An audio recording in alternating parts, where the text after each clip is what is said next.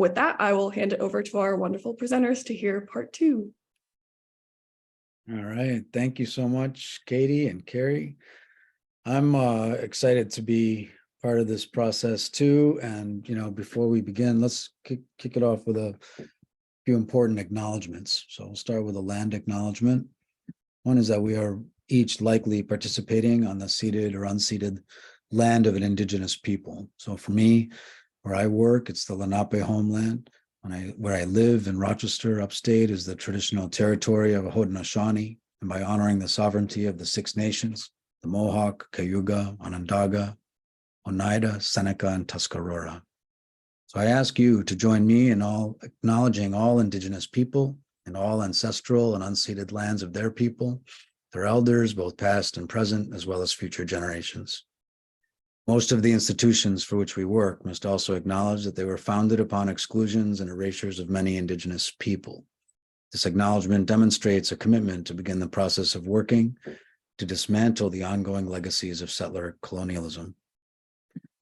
Along those lines, we also have a labor acknowledgement. We must acknowledge that much of what we know of this country today, including its culture, economic growth, and development throughout history and across time, has been made possible by the labor of enslaved Africans and their descendants who suffer the horror of transatlantic trafficking of their people, chattel slavery, and Jim Crow. We're indebted to their labor and their sacrifice. We must acknowledge the tremors of violence throughout the generations and the resulting impact that can be felt and witnessed today. So, and that impact is part of what we're addressing. So I'm going to turn it over to Skip. Welcome, Skip. And for our Thank you. Thank you so much, Shako. Thank you for your acknowledgments. Hello, everybody. My name is Helen Skipper. Remember, I am deeply traumatized by the name Helen, and please call me Skip. I am the executive director of the New York City Justice Peer Initiative, and we are here at part 2 of welcoming justice-impacted peers into our workforce. Let me just go over briefly the agenda. We will do some introductions of Shaku and I. We will review part 1 of setting the table. We will talk about moving into implementation. We will discuss the actual implementation. Ooh, we getting into the potatoes or the meat and potatoes. We will talk about the importance of building career ladders and growth. We will talk about the sustainability and scaffolding supports for retention. And lastly, we will talk about the importance of promotional opportunities. Next slide, please. Introductions, you can go on. Go ahead, Shako. All right, hey everybody. Thanks, Skip. That was a great start for our process here. We have a lot of incredible people in the room. Some of you have come back already from past training, and it's exciting to see from all over the place. Where I'm from is India. I'm born in Kuwait.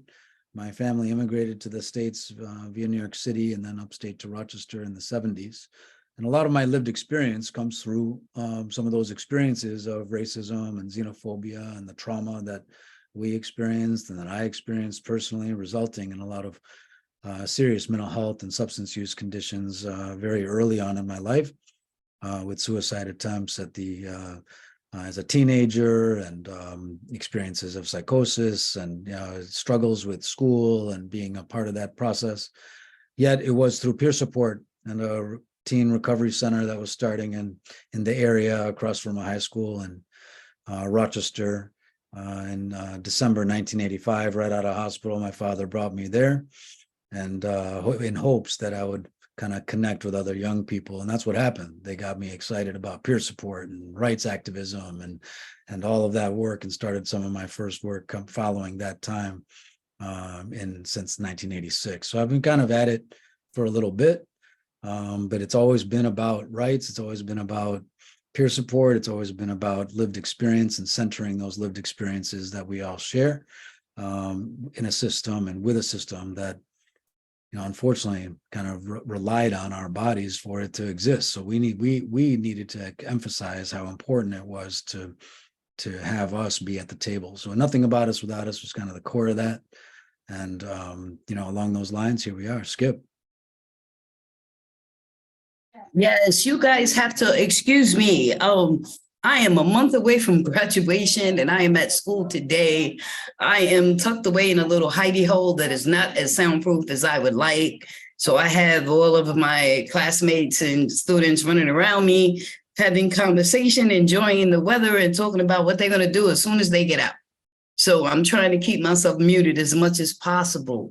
But brief introduction. My name is Skip. Most of you have heard me speak, have talked to me, but a little bit about me. I am directly impacted by multiple systems. What does that mean? Briefly, that means that for 25 years, I went in and out of the criminal justice system. That means I'm in recovery from substance abuse addiction. I was suffering from an unchecked mental illness. For 25 years, I lived on the hamster wheel of recidivism. I went in and out, in and out. Every time I went in, I was homeless, addicted to drugs, suffering from an unchecked mental health diagnosis. I went in like that, I came out like that. I went in like that, I came out like that. Rinse and repeat. And I did that for 25 years. I came out for the last time in 2007 and was immediately introduced to mental health peer support. I've been a peer ever since 2009. Now I am the executive director of the New York City Justice Peer Initiative. I also sit on the line of academia because I'm also a researcher. In the fall, I will be entering into a master's PhD program. I'm also a criminologist, so I like to look at causality and causation as well. I'm duly certified, mental health and substance abuse. And I'm also a peer supervisor. Oh, I have more, but I'm not going to just sit up here and bring my own horn. I'm here to talk about how we can welcome directly impacted people into our workforce. Next slide.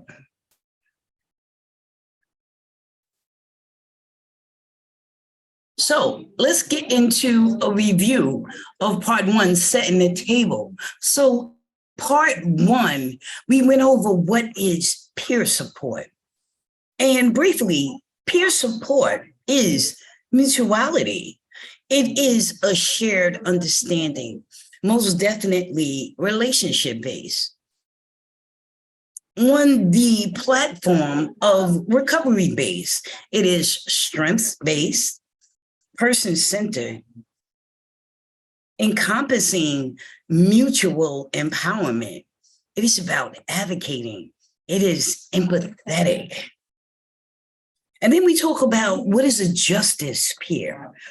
A justice peer is simply everything a peer is, plus with the extra added addition of lived experience in the criminal legal system.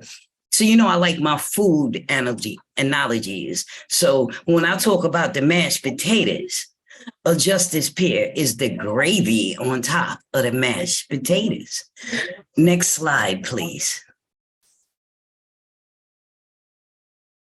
So as we really dived into about setting the table when you want to start welcoming someone who is justice impacted into the workforce. And we talked about setting the table. We looked at some concepts. We looked at the organizational culture, which is the framework that the organization is built on. The culture that the organization moves with, the ebb and the flow of the organization, so to speak. We talked about being trauma-informed, which, as we know, trauma-informed is simply not what did you do, but what happened to you. We talked about looking at HR policy and practices, which have to move with changing times.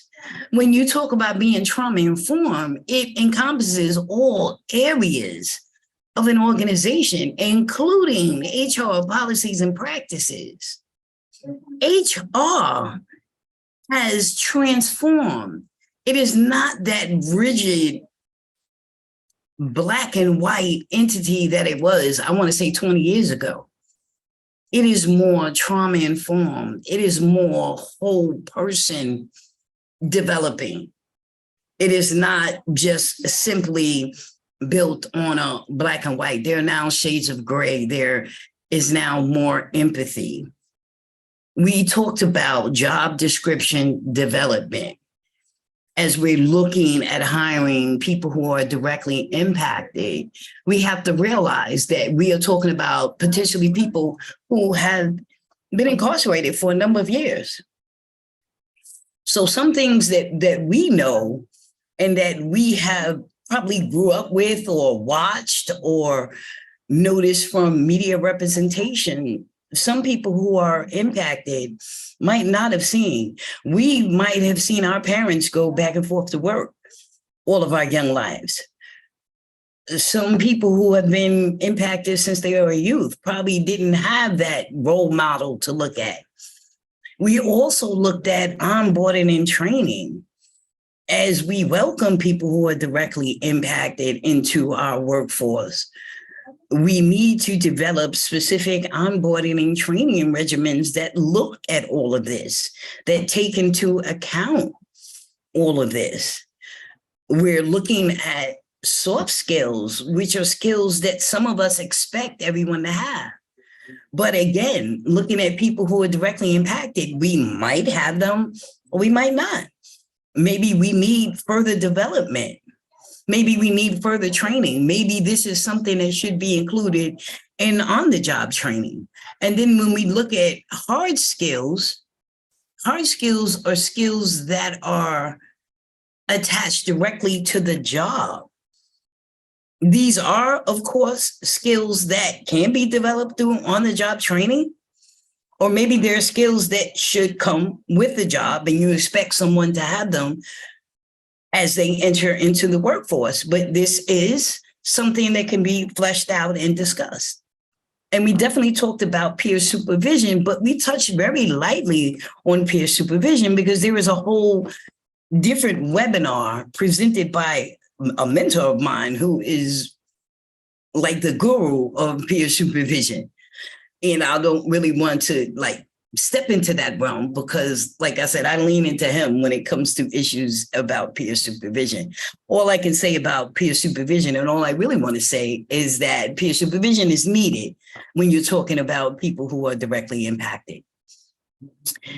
We also looked at some elements that should be included as we shift our thinking, as we do a whole kind of, I can never say this word, paradigm shift. I think that's how you say it. We looked at the shifting of the language and customs, which is imperative. If we're working in different, I want to say, mechanisms in different areas, and we're used to calling people different names, and we're now incorporating people who are directly impacted. Sometimes we can't expect, if we're working in like a correctional facility, and we've been used to calling and giving service to people that we're calling inmates, and we're now incorporating directly impacted people, we can expect our colleagues themselves who are directly impacted to now call their participants inmates as well. And that's a triggering word. It's a triggering name.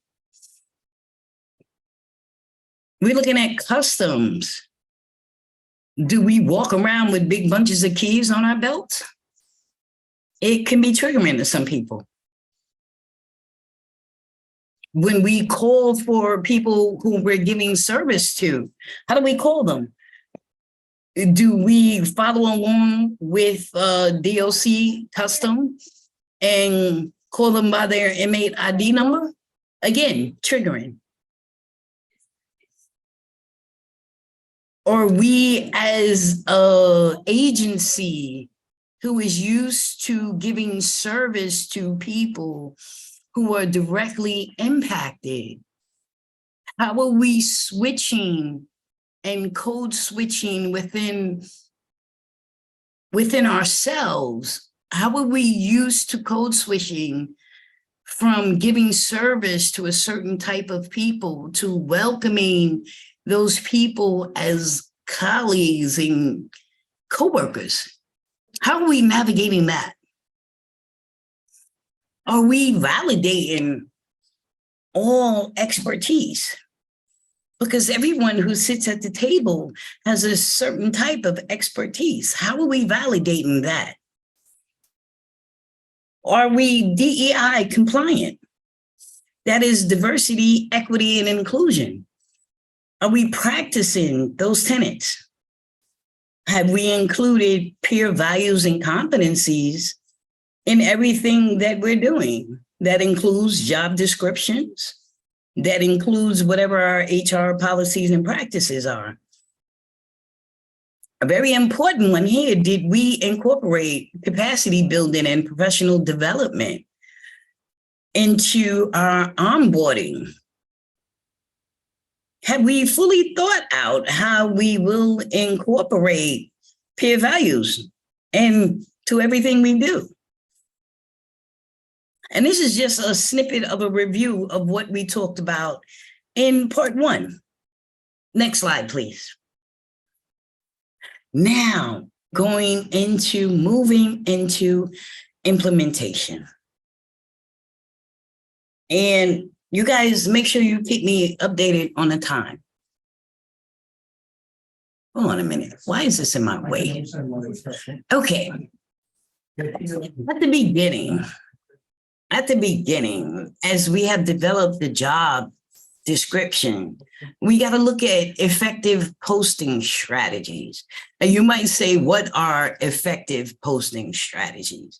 We're looking for peers. What are effective posting strategies? Well, number one, we want to post where the peers are. So are we looking at Idealists and Indeed? It's a possibility, but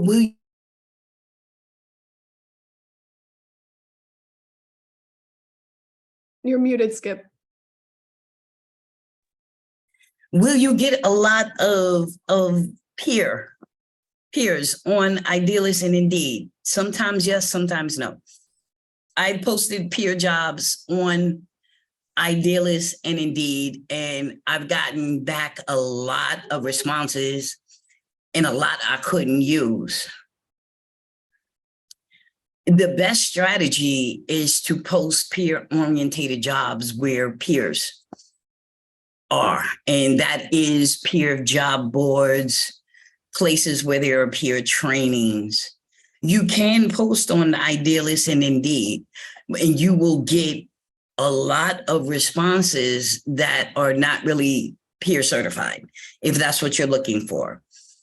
Unfortunately, when you are posting jobs that you are looking for people who are peer certified or who are peers, and you post on Idealists and Indeed, you get responses from people who believe they can do the job, even though they're not really qualified for. So you want to really maximize your chances of getting appropriate responses. Do post on Idealists and Indeed. Don't think I'm not telling you not to, but I'm just telling you to maximize your responses. I'm sorry, one of my professors. Maximize your responses by posting on both Idealists and Indeed, and also places where peers will tend to look for positions that are applicable to them. If you just stick with places like Idealists and Indeed, you will get responses from people who are not really applicable to the job, but feel that they can do the job. And what happens is that they are overqualified. And because they are overqualified, they do feel that they can do the job. And it's not saying that they can't do the job, but they are highly overqualified. And what they don't have are peer-specific skills. So yes, I have had to deny PhDs and people who have masters. Why? Because you're not peer certified. And that was one of my requirements for the job. And that might sound like I'm on a high horse, but this is a job specifying for someone who is certified in peer support. That is a must-have. And that is what we must decide what are our must-haves. If this is a job for a peer, that is a must-have. It is totally great, and I applaud you for having a PhD. I aspire to have one day too. I applaud you. You've done some great work. That's a lot of work. I commend you for that. But it has nothing to do with being certified in peer support. One doesn't equate to the other. And unfortunately, I have to reject you because I need you to be certified in peer support. Now, you can definitely have a PhD and a peer certification. And in that case, welcome aboard. But if you don't have the peer certification, which is a must-have, then, and we need to be very strict with that. We need to be very strict with that. If we are hiring for peers, we need to be very strict with what we're hiring for. We need to stick to our guns and not say, well, we can mold them, we can remake them, we can build them into what we need. Peer support is peer support. If you're not trained in peer support, I cannot make you into a peer because you have 50 three-letter degrees. I can't. You have to be trained as a peer. Where do you find peers? There are peer job boards. There are peer associations. There are colleges and universities that have peer trainings now. And if you still can't find them, I will tell you, Google is your best friend. I'm sorry, Google will always be my best friend, but there is. Yep, I also just posted some of them in the chat so people had access to them. Thank you, Shaku. Thank you. And also use peer-centric keywords in your job posting. Use peer-centric keywords because some of us search for peer jobs using peer-centric keywords. And you can also look for certified peer trainers, certified peer trainings, and reach out through there. Next slide. Before the interviewing process, from your job position, and I talked about this briefly, know your need to have and your nice to have qualities and develop a set of standard questions for every stage. This makes the interviewing process so much easier, so much smoother, so much more equitable. Interviewing is hectic, it's time consuming, it is. But if you have this laid out and ready to go, it just makes it so much smoother, so much quicker. And it's also builds a more equitable process. You have your resume pre-screen, which is a quick screening for 1 to 2 need to haves. These are priorities, like you can't move forward without this. Again, if it's for certified peers, if I'm just running through a resume, I need to see on that resume that you are a certified peer, that you have a peer certification. At this point, case in point, when I was hiring for the New York City Criminal Justice Agency, it could have been a certified peer in mental health or a CERPA, a certified recovery peer advocate. I just needed to see that you were certified in peer support. So when I ran through that resume, I needed to see that certification reflected. If I saw that reflected, you went on the yes pile. If I didn't see it reflected, you went on the no pile. It was a need to have. No ifs, ands, or buts. If you went on the yes pile, you moved to a telephone pre-screen. In the telephone pre-screen, 3 to 4 questions of absolute need to haves, like, let me dig into the certification a little bit more. Traveling capabilities. You know, the peers needed to be able to travel throughout New York City. They needed to be able, we were remote. They needed to be able to have technology capabilities. Sometimes they needed to drive. So do you have a driver's license? Things like that, like important aspects of the job that were kind of like things I couldn't fudge over. And then further culling through those 3 to 4 questions. Pass through that, and we're on to the first interview. And at that point, with the first interview, which is literally a face-to-face interview, and depending on how you do it, whether it's remote or more likely in person, now we do a deeper dive into experience. We do peer support, we do tech, we do software, we do trainings, etc. After that, it's a continuation of the above. Now we're into scenarios. We're doing role plays.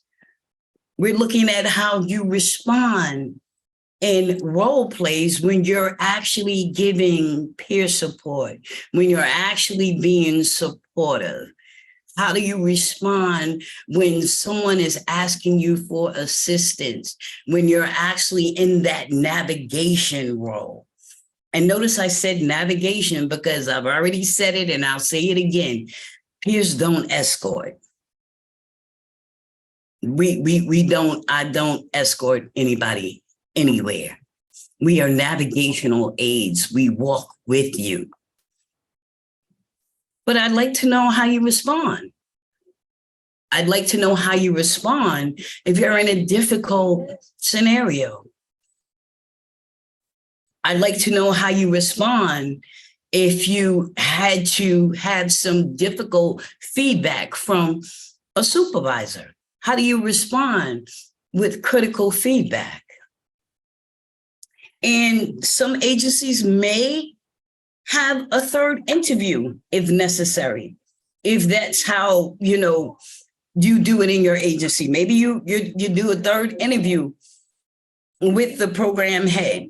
Maybe you don't. Maybe if they pass the second interview, it's time for an offer on the table. But this is how we lay it out, and we make this an equitable process. And everybody goes through these same set of questions, these same scenarios, the same role plays. Everybody starts on the same basis. Everybody has the same fair chance. Everybody has the same set of questions. Everybody gets the same chance. Yeah, can I jump in for a minute? Yes. I mean, part of it is a comment, but also a question for you to elaborate on more. But first, I'm really glad you focus on equity in this process, because one of the things that's hard, let's say, for example, we do 3 interviews. We want to be transparent about how that plays out, so people know ahead of time, look, here's our process. So otherwise it can also feel like a difficult process to not know what's coming next, Yes. sort of thing. And that comes with this point, that I wanted to ask you, because a lot of times people don't have a lot of an interview experience, as you brought up earlier. What are the ways in which you balance the equitable process with helping someone, through the process, or you recognize in the middle of the interview process that someone's more reacting to their lack of experience as being interviewed, that nervousness and things like that come up. How do you handle that in your experience, Skip? Well, you handle that first by being transparent. It's a transparent process. It's a walkthrough of everything. It's an acknowledgement that maybe this might be their first interview. Maybe they just graduated. They are a new peer. Maybe this is their first interview for a job in peer support.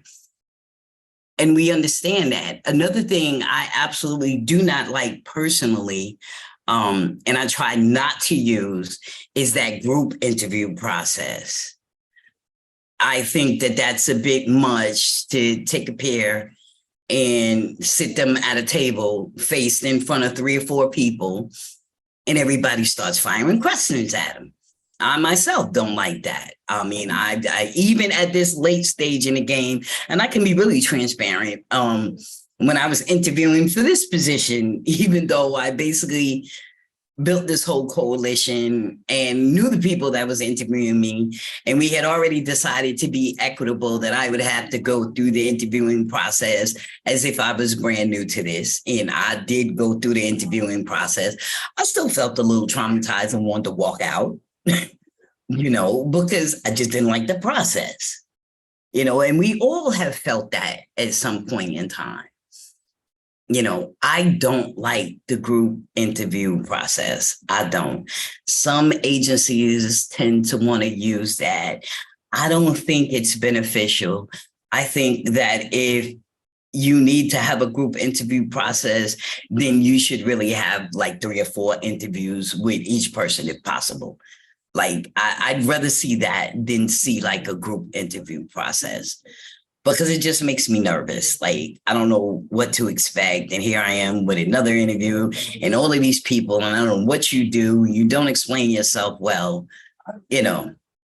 My thing is when you're interviewing peers, is that the first interviews need to be with the direct supervisors who are peers themselves. And that kind of like puts it into a mutual relational type thing. And then as you get to like That's important, right? Just building that connection. Yes.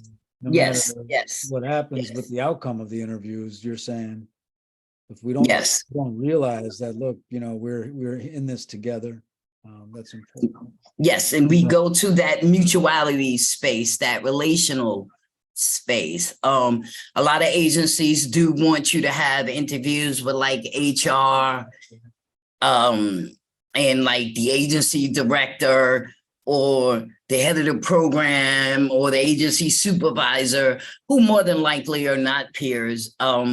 And we are moving to change that as peers begin to move up within agency hierarchy. We are beginning to have those bigger titles. Well, that's true. But let's say, for example, you got to have a telephone pre-screen. Mm-hmm. You wouldn't give that telephone pre-screen to HR, is what you're saying. No. That's kind of what I'm getting at. Like, so sometimes some organizations have a tendency to hand off the pre-screens. Yes, they do. Administration staff, right? Or they do. And you're saying they do. We order that. If you need that, bring it in, but don't bring it in first. No. I prefer to do all of the steps between myself and my team. And if HR needs to come in, I believe it should be the actual last step. In other words, what I'm saying is that myself and my team need to make that final decision. And then it should move to HR, because there are steps that HR needs to take. There are, and especially, and we haven't even got to that yet, if we are an agency that's overseen by a regulatory agency, there are steps that HR needs to take that we have no part in. But I think that should be last. I think that the decision-making onus is on us. Yeah, and I would say, like, I don't think there's any step in the process that. Yes, Colleen, yes. We should have no step, but we should be involved in every step. Yes, we should be involved in every step as well. And even when HR steps in to do that part, we should also be sitting in on that. That should not be just them. We should be sitting in with that. Yes. All right, so that's good. Thank you. Appreciate that. You're welcome. Can I move on? Next slide. Yes, we can move to the next screen. And here we talk about onboarding from an HR perspective. And I also move that we should have people with direct lived experience trained in HR policy and procedure and actually working in HR. If only just to be a supportive assistant perspective as people with lived experience move through the HR process. Definitely. And onboarding from an HR perspective, would be something like resume and reference review, which will, if the agency is regulated by regulatory agencies, and I like to call them the old agencies in New York State, which would involve fingerprinting, background checks, regulatory requirements. And I'm going to get a little bit more further into that right now. Let's see, where can I start with this? Regulatory agencies have deeper requirements when it concerns people who are justice involved. These requirements go a little bit deeper than requirements for someone who is not justice involved. And here is where we need to tread carefully. Some of these requirements include getting what is called a court disposition. Did I say it right? I always say that word wrong. It's either disposition or deposition. This is a point in the process that can be extremely traumatizing to potential hires. The reason why it can be extremely traumatizing to potential hires is because 9 times out of 10, potential hires are not giving the appropriate information on how to acquire this information. And what happens is that they end up dropping out because they are further traumatized. Getting a deposition requires people to go back to whatever court that they were originally sentenced at and going to a specific office and talking to specific people and getting a stamped court document that states the disposition, you see, there I go with that, of their case. And it's stamped with a court seal. And if you don't know who to talk to and what documents to have and what office to go to in your court, it can be a experience. It's kind of like going back into the lion's den and looking like food when you go into the lion's den. And especially if you're from like New York City that has 5 boroughs and 5 courthouses, no, make that 10, because Supreme and criminal are 2 different courthouses. You're really wandering around looking like food in the lion's den, and all the lions are looking at you. So it's traumatic. And people just literally like say, no, I can't do it. I'm not doing it. I'm not going back in there, and I don't know what I'm looking for. And these people is talking crazy to me. And I've come too far in my process to go backwards and let people talk to me like that. So I've had some employers approach me and say, listen, we want to hire people who are directly impacted. We get them through everything. We tell them we want to hire them. We just have this one step that they have to take. And we tell them about this stuff and we send them off to do it. And then we never hear from them again. And I did some investigating and I figured out what the problem was. The problem is that you send them off to do this, but you don't give them no information. And they go off and they get traumatized and then they just drop out of sight. I said, and this is what I told the people. I said, if, you made this process more transparent, I said, let's create a 1-pager. I said, now on this 1-pager, we give them all the information they need. You're based in New York City. So you're talking about, again, 5 boroughs, potentially 10 courthouses. So you're talking about potentially 10 addresses, 10 separate offices with 10 separate numbers, 10 separate office locations.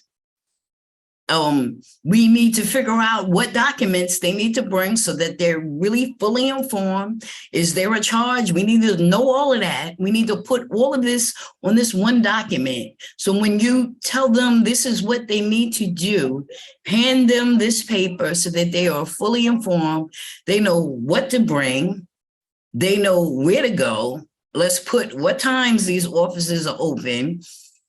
let's put the number so they can call if they need any more information. Let's put all of this on a handy little one pager so they are fully informed. They know what they're getting into. They know where they're going. They know who to ask for when they get there. They know exactly what to say. They got everything they need. You know, so it's like forewarned is forearmed. We're not sending people out to be further traumatized. We're sending people out who are well informed and they know what they're doing. And then I helped them build that, got all the information. You know, like I said, Google is my best friend. All this information is online. We built this nice little one pager. I put their logo on the top. And they handed it out and they hit me up about a month later and said, Skip, this is amazing. Everybody that we wanted to hire, but they had to do this. We gave them this one paper, this one pager. And guess what? They all came back. We hired them. I said, well, there you go. My job is done. That is about the transparency. So I can't fight the regulatory agencies because in order to fight that, that would take a legislative action. Now, of course, we can all get together and let's fight the legislative action, you know, but that would just take some work. But let's try to make this process as less traumatic as possible. So that's what that is about. Let's talk about this fingerprinting thing. There is some glitches with this fingerprinting thing. Now, we have banned the box in New York State. What that means is that job applications cannot ask for your criminal justice history on a job application. They can only ask after they give you a conditional offer of employment. And only certain jobs can ask for a background check. But, and you see me holding up a finger, here is where it gets a little crooked. If legally they can ask you for a background check, they will ask you for a background check. And in asking you for a background check, they give you a form to fill out. And on this form, they ask you some questions. And it's all legal.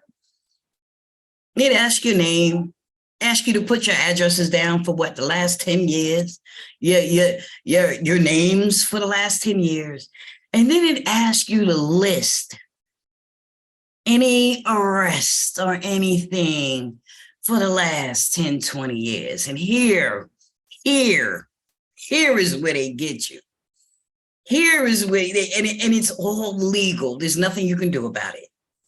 If by any chance your memory fails and it's all innocent and you don't put down everything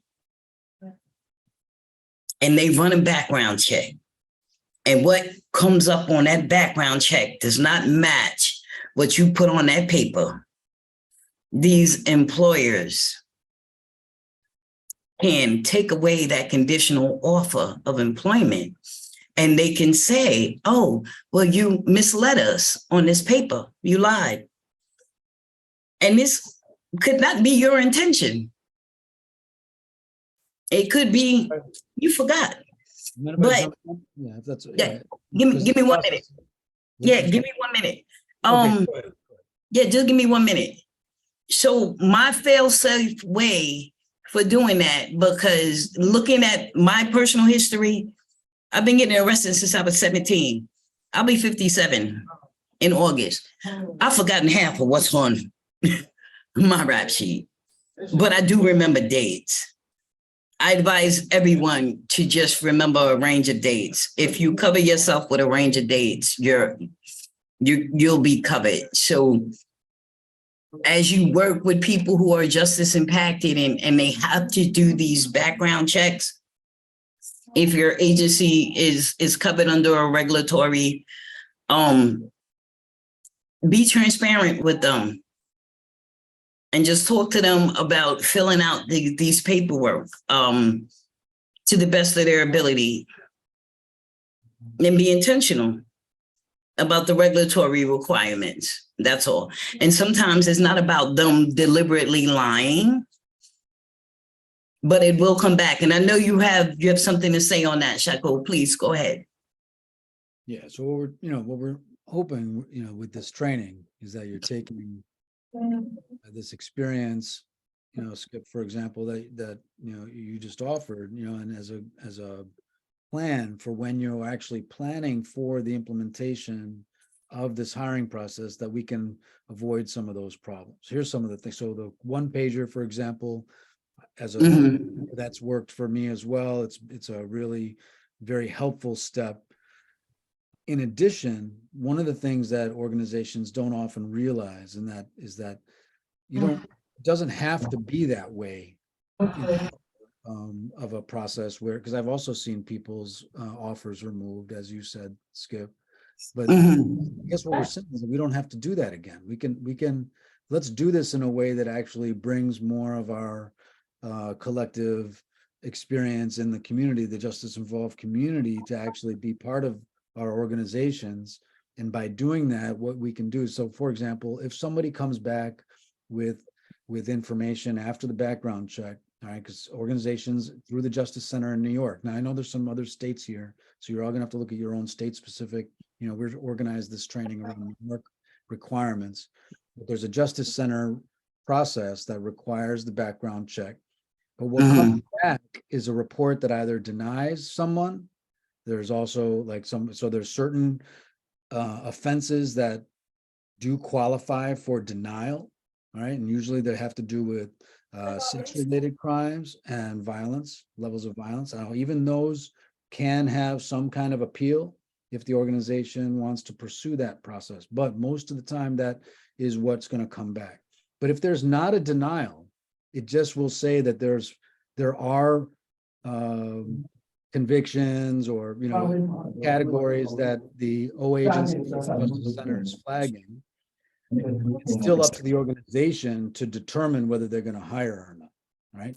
That determination process, you can create a process for. In other words, if you don't have one, you need to create one, right? If you don't have a process for determining what do we do when the Justice Center has not denied, but has revealed information, what is our review process and what kinds of information are we going to ask for? So that might be something where we do ask for some letters from a parole officer or something like that, or there's a lot of different steps that can be taken, but you want to make sure that you're prepared to take those steps, not when you have somebody in front of you that you want to keep, but for all of the candidates, and as you're offering someone that option. I hope that's clear. I think I put the Justice Center website in the chat. There's also other provider guidelines in terms of how to handle those background checks, because we don't want to see people go through a process where their job is removed from them because of what you just said, Skip, right? So that's what we don't want. So while this is important for us to know what could happen from a rights violation perspective, we want providers in this training to really, for all of you who are here, to advocate for a process that actually helps people get in, Yes, definitely. Definitely so. Thank you, Shako. We can move on to the next slide. Thank you for that. Let's talk about building an onboarding regimen. Good, because we can stay on that other slide for a long, long time. We don't want to do that. So when we actually have a person hired, we want to start building a proper onboarding regimen. And that's really in two parts. We have an agency specific part and we have a job specific part. The agency specific part has the administrative policy, it has the HR policy, the facility policy, the agency policy, and it talks about benefits. We have the job specific part, which talks about job duties. We have the soft skills, which we spoke of, the hard skills, training, social norms, expectations, and it also speaks about supervision, like peer supervision. Next slide.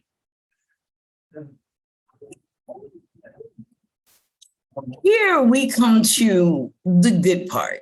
At least I consider this the good part because I love to talk about this stuff. We want to talk about capacity building and professional development. These are questions that we should be asking ourselves as we start building these things in. We should talk about, how do we upskill? How are we upskilling our peers as we are bringing them into the workforce? My favorite is the duly certified. And that means certified peer specialist to SERPA, or at the very least, recovery coach, at the very least. That's right, Colleen, I see you. I see you, girl. I see you. We want to add more tools in the toolbox. My absolute favorite, of course, is a justice peer. We want to build upon knowledge, like motivational interviewing. You know, you can never know enough about motivational interviewing. Motivational interviewing is so deep, you can take a 3-day intensive training on motivational interviewing and still only scratch the surface. There are plenty of continuing education trainings on the certifying boards, on the Academy of Peer Services.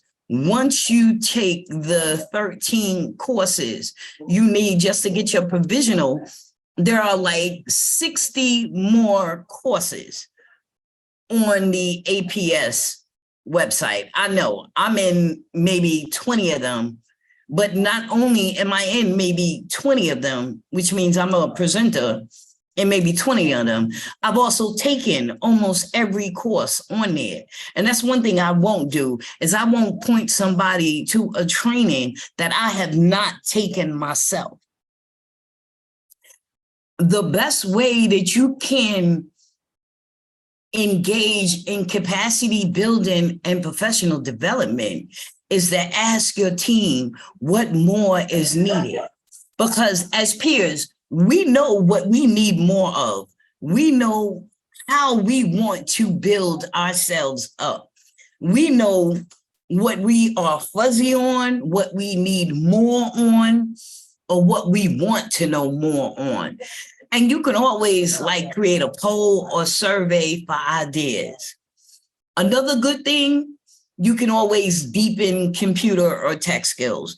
We can never have enough of that, especially as we move deeper into this digital age. As I was building the team on the New York City Criminal Justice Agency team, we actually went into a pandemic. Now I'm stuck saying, okay, how do I keep my peers productive? Because when they start wanting to lay off people, I'm not having them laying off me. I'm not having them laying off my team. How do I keep them productive? I said, I know, we'll go into a heavy training regimen. And that's what we did. I scoured the internet. I built my own trainings. I found a digital peer support training. And I was like, oh, what is this? I arranged for us all to take it. And that is before digital peer support took off. Now you can't get a digital peer support course without paying $300 and change.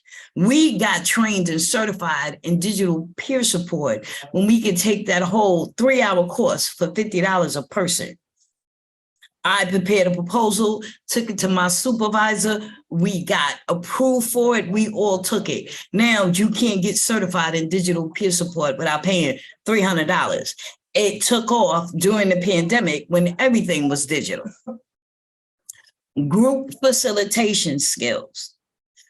I am half a mind on that because the skill behind us being escorts, which I hate, is people seem to think that all we can, the second thing that we are most popular for is running groups. You know, so either we out escorting people or we're running groups. But group facilitation skills are good skills to have.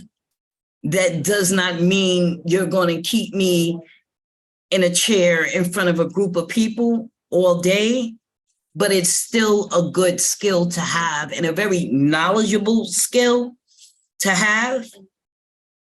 Once you do have this skill down pat, you can run any type of groups. Art making group facilitation skills. Someone asked me, did I mean art therapy? No, I didn't mean art therapy, but art making is a skill. And there are many types of art making that are relaxing and therapeutic. I don't mean art therapy, but I mean therapeutic. And you could facilitate a group on that. That doesn't mean you are an art therapist. It just means you can get a group of people together and you all can learn how to crochet together, which can be very relaxing. It doesn't mean you're an art therapist.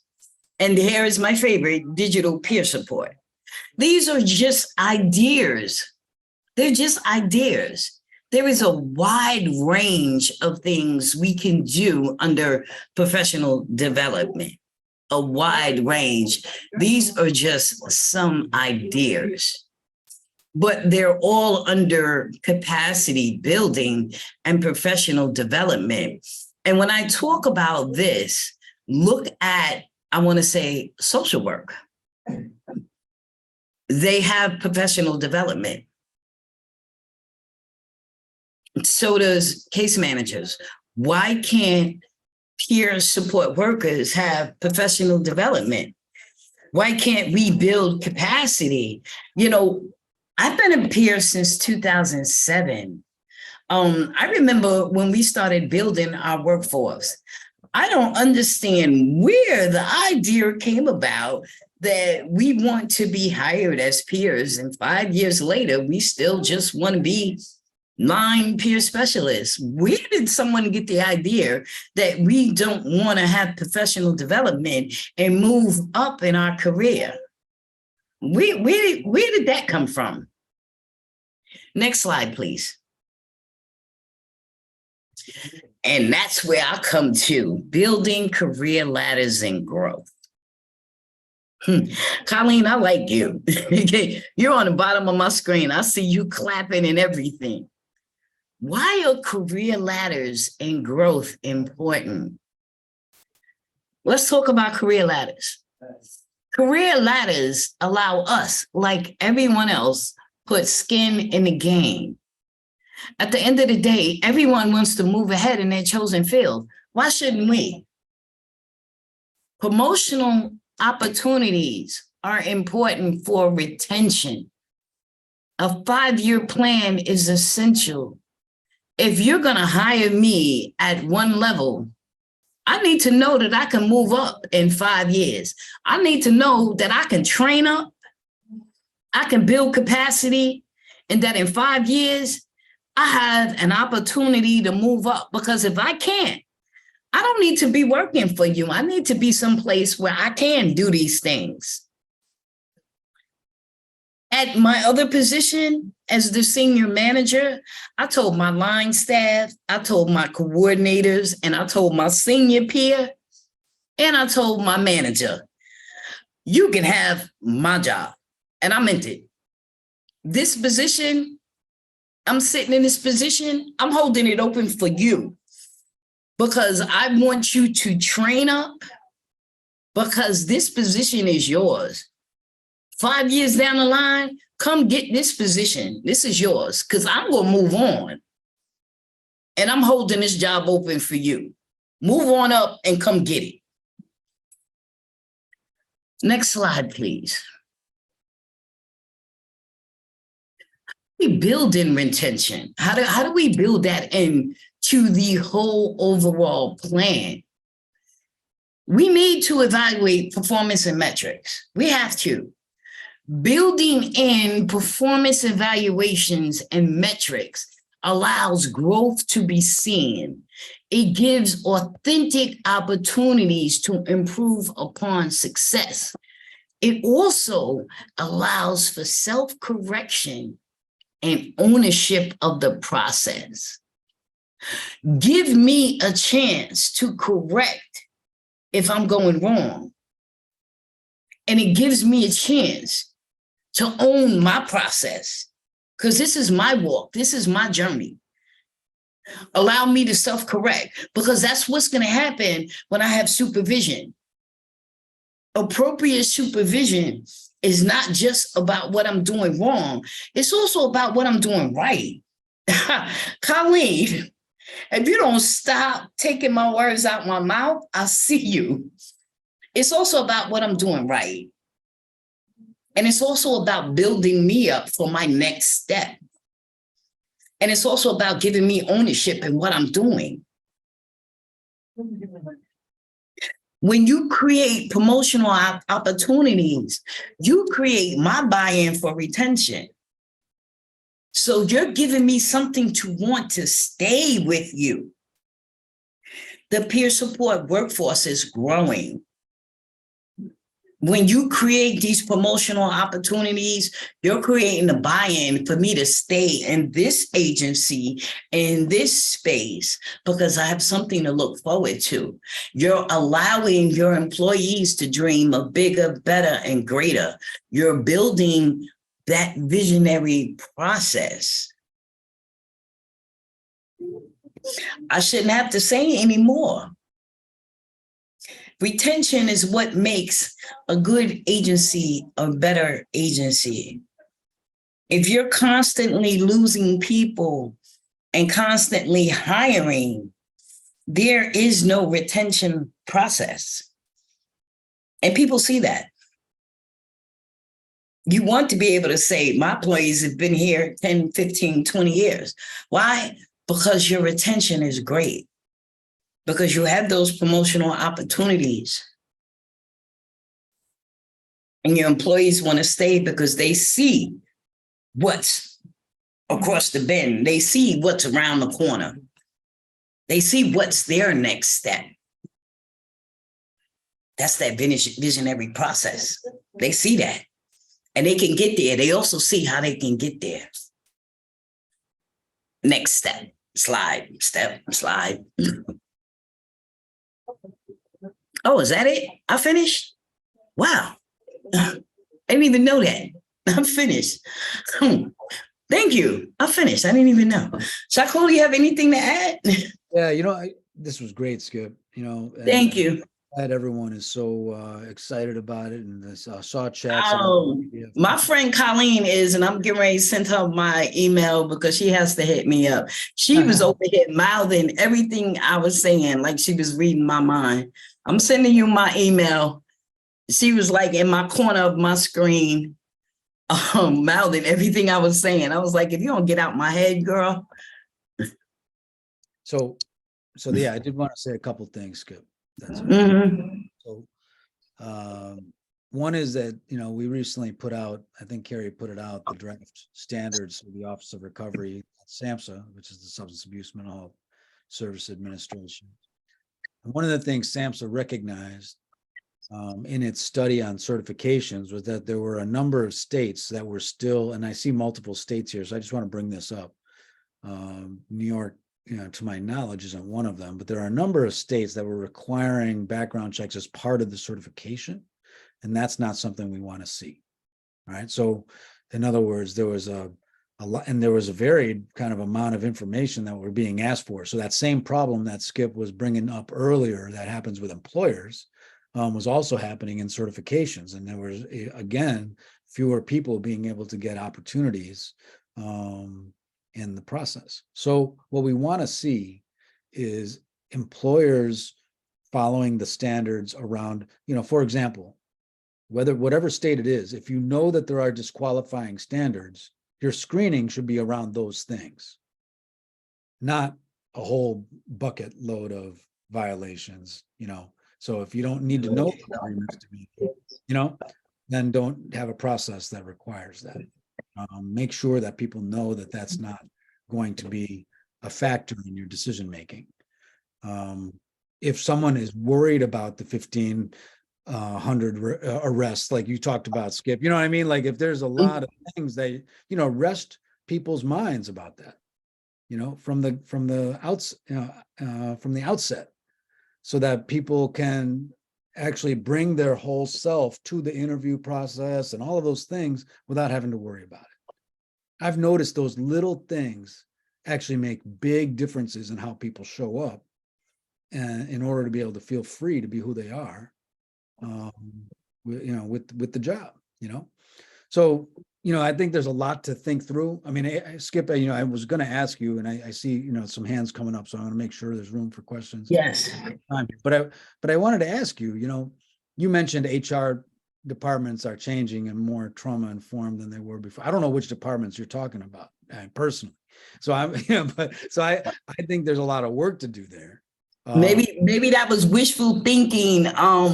But yeah, I don't know. I mean, I want to say that some of them are, especially as we work and look at organizational culture and we include HR departments. That's what our hope. So I want to say that. Yeah. Inclusivity of HR departments, the capacity of HR departments to really get it. Yes. That requires us to be involved. So I guess what I'm saying is, yes. We can't do this work without including them in your HR department's process. All right. So anyway, let's get the hands first. We got Bill, and then we got David.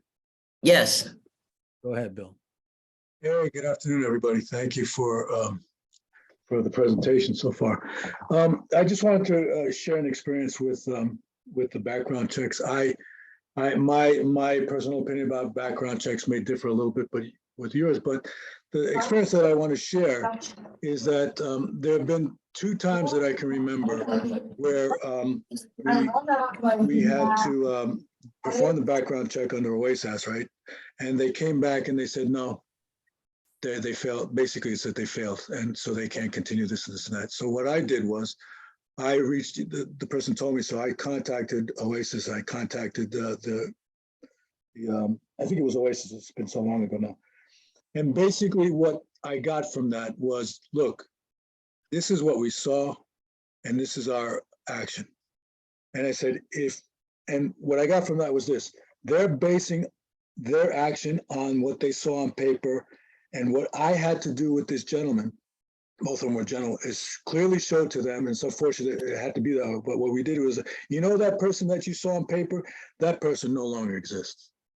The person that you're dealing with today is completely different. And unfortunately, the onus was on us.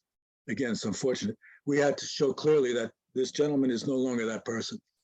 And both of them, it took like maybe 6 months, but both of them were okay. They got back the notice from, I think it was OASIS, and they said, no, they're fine. So I just wanted to share that. Wow, that's great, Bill. Thank you for sharing that. And it's exciting to hear that you were able to go to bat for people in that process. I think a lot of us in New York do that. They would do that. Yeah, exactly. Well, that's what we need to see. And the OASIS does have a provider handbook. Yet at the same time, if you don't go through the process like you did, you're not going to see those outcomes. All right, let's get going. Thank you. Skip, did you want to say anything? No, I agree with you totally. Yeah. Mm-hmm. David. Hey, how you doing, Chaku? It's good to see you again. And Skip, thank you so much for sharing today. You're welcome. Yeah, I'm in the process of, well, see, I've been clean for 16 months now, and I got right into the career of advocate, being an advocate, and helping men in recovery. I work for the Capital District YMCA, and I'm coming to some crossroads as to the direction I would like to go in. It's either going, I'm almost thinking it's either like the KSAC route or more peer advocacy. And there's I'm not sure if I almost would ask. I think that this would merit a conversation between the both, between you and me sometime, like maybe outside of here, because I think it could be somewhat extensive. I do appreciate your working knowledge of an organization and how it is run, and you brought some of the strong points to me, which I find a lot of favoritism into that. But just want to see if you'd be willing to, well, first of all, if I could give anything to the rest of my team out there, everyone else who is involved, is I'd like to say that's the thing that I got from you most today was working through an organization, training up, and examining the organization and seeing, do they hold retention? Do they have a high turnover? So, that's where my mind is going, but I certainly, I do ask that maybe you and I could have a discussion on this, outside of here, as it could be quite extensive. Thank you, David. Thank you. Thank you. Thank you. I hope to see more of you. Thank you. You're welcome. Rachel. Yes, good afternoon, everybody. So I have a business that supports individuals with various backgrounds. And one of the things I did a lot of was talking to some trauma-focused interviewing, really kind of letting them know that, oh my God, I have a massive brain fart today. However, I let my employees know that I don't even know what I'm saying anymore. I'm sorry, I'm gonna stop. I literally just got all excited and Right, lost if it it all. comes back My to brain's you, still going like 5 spots because there's so much I want to say. That's right. If it comes back But to you, let us know. Or did you have more you wanted to say? Go ahead. however, with my hiring process, oh yes, my hiring process, after talking to lots of individuals with backgrounds, I was able to come up with a couple policies that were encouraging for the individual to even apply for your positions within your business. And also to when providing support and engagement, and getting that person to maintain that retention of wanting to move forward. I also broke down my jobs that I can serve. I broke them down into pieces so that it's an individual, small step-by-step scale to keep the achievement level continual.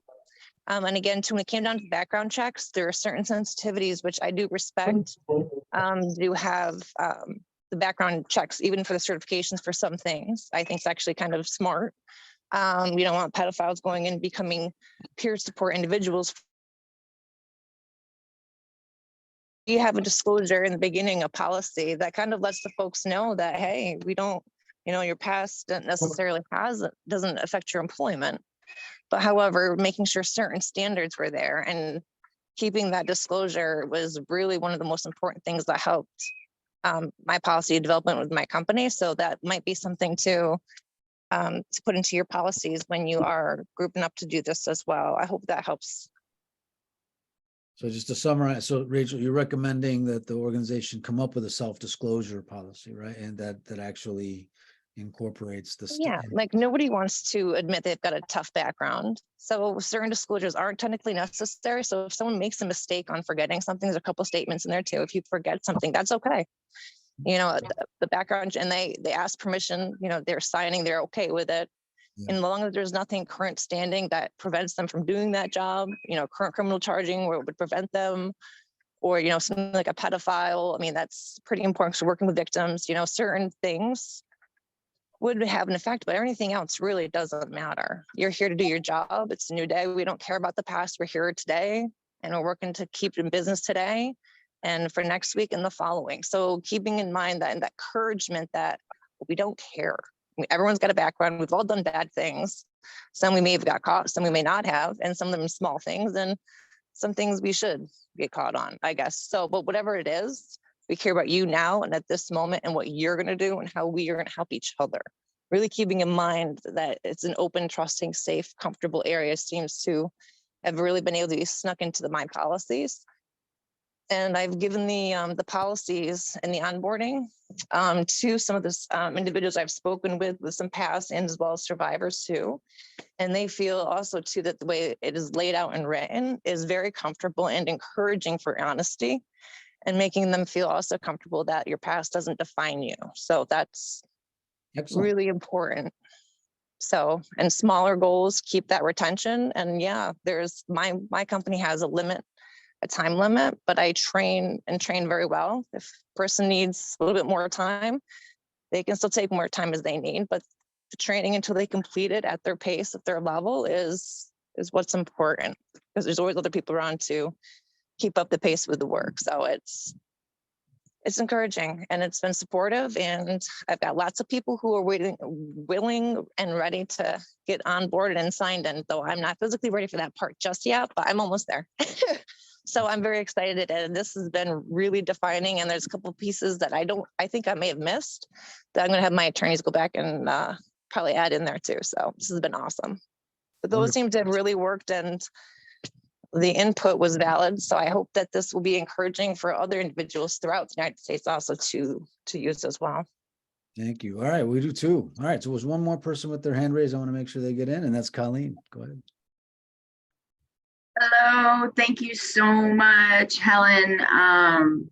This was very informative to me. I've been in the field now as a SERPA and a crisis peer specialist, OMH certified, for 3.5 years. I work with an agency who absolutely adores their peers, which is not everyone. Okay, Skip, gotcha. Which is not everyone, but the two major agencies on Long Island in Nassau County, FCA and CNG, do very much value their peers. With that being said, as a strong peer, as somebody who has finally found my purpose in life, literally 52, it took a long time.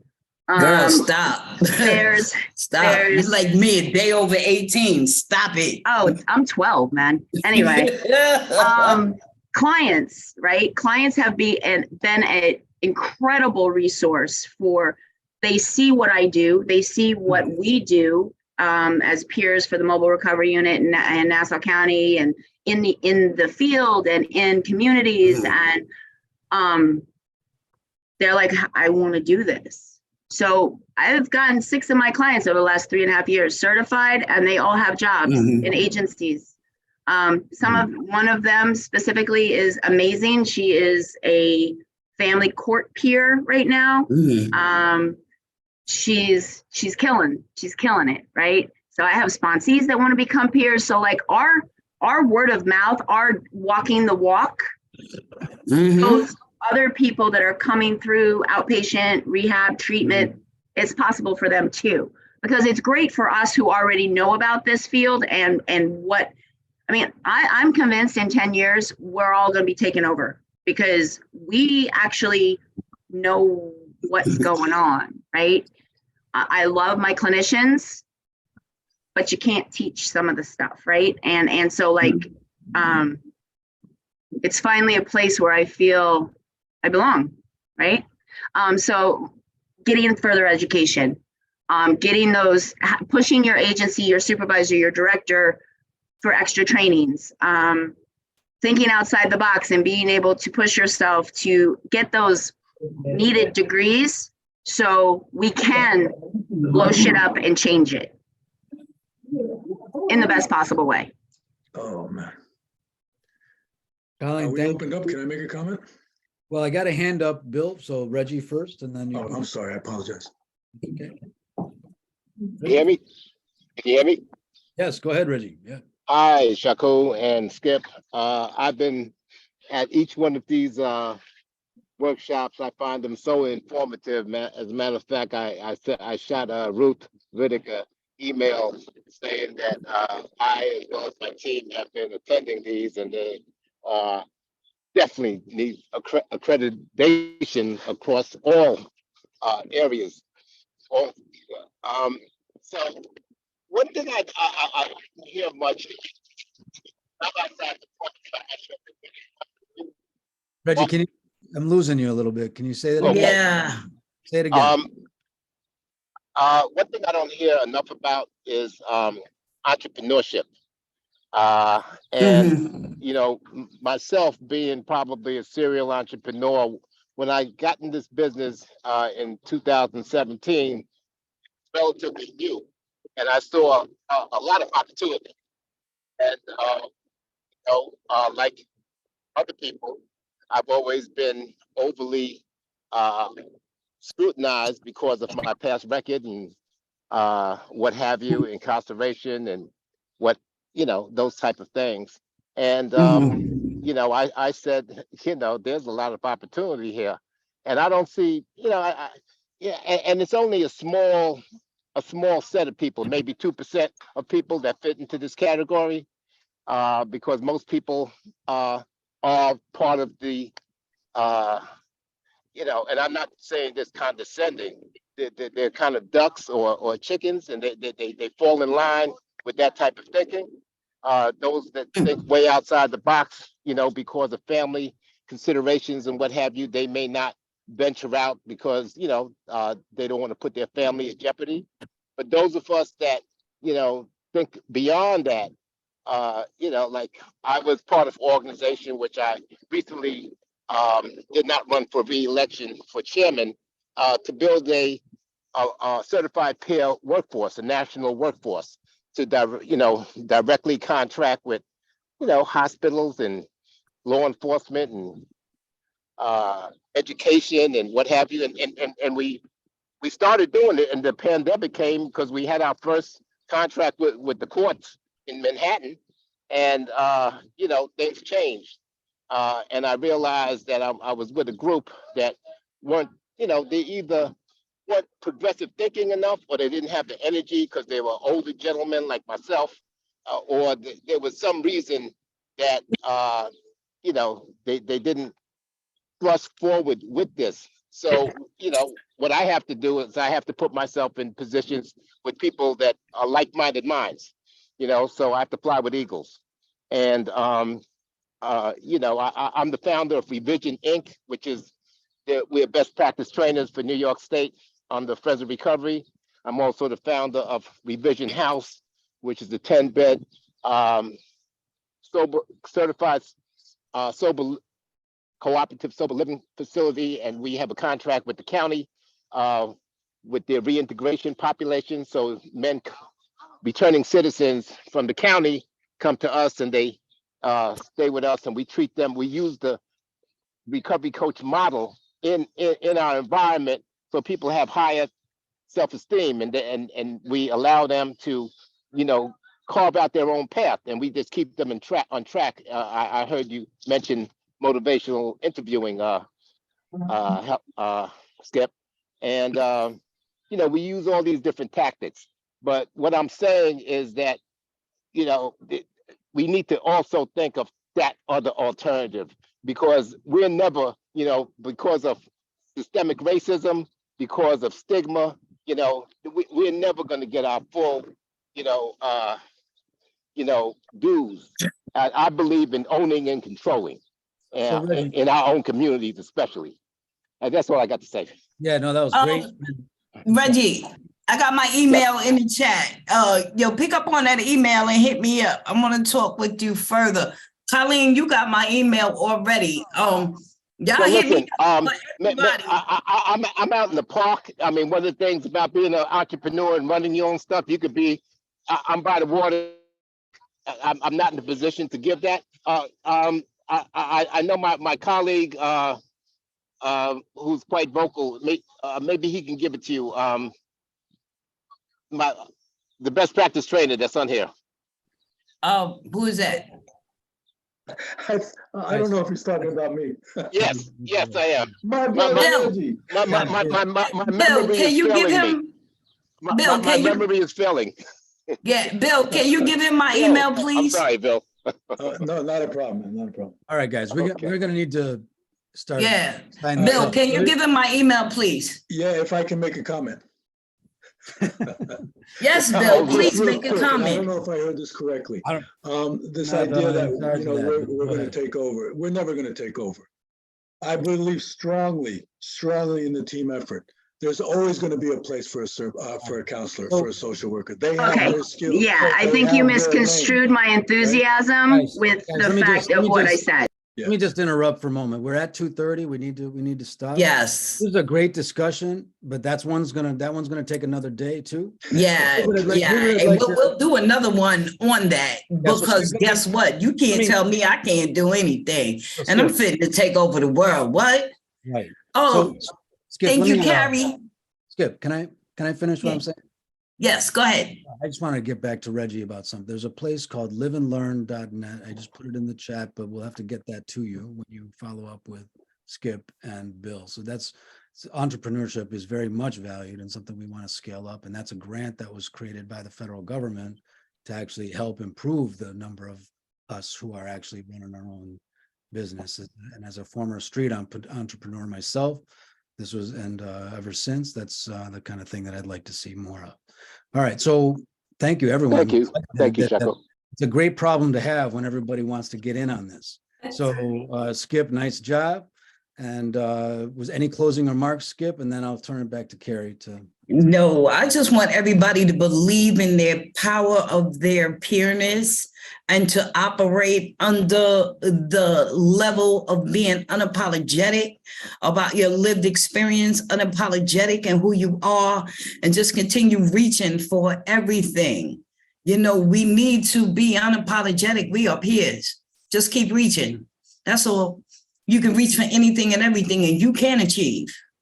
And that's how I move. Let's all move like that. Let's be unapologetic in our peerness. Awesome. Carrie, do Thank you you. have the evaluation? You are? Actually, I think Katie's putting it up on the Katie's putting it screen. up, So folks, if you could just take, it's literally just a 2-minute survey. And again, this is the feedback that we get from here. Isn't for us to check a box. It is for us to provide ongoing presentations and for us to learn from you what was helpful, what was a challenge, what would you like to know more about? So we make sure that our programming is really speaking to our attendees. Thank you all so much for the engagement, for your attendance. I will again be sending out resources as well as the presentation itself and the recording. You could expect those as well as if you have CEs or applying for CEs, that email will come separately from at Columbia. Or it's at sb.columbia.edu. So look for those in the next 5 to 10 business days. But in the meantime, you have my contact information if you'd like to reach out. And thank you again to our incredible presenters. It's really just, I know that this is just as peer focused, but your guidance and the information you provide really can be applicable to hiring and onboarding and integrating peers everywhere. So I really appreciate that. I think the biggest takeaway is that transparency is key, and learning from those that you serve is really what's going to serve your organization the best. So thank you. I'll leave this up for a couple of minutes. Otherwise, go and enjoy this beautiful day, and I will see you in a couple of weeks. Bye, everybody. Thank you. Goodbye, everyone. Thank you.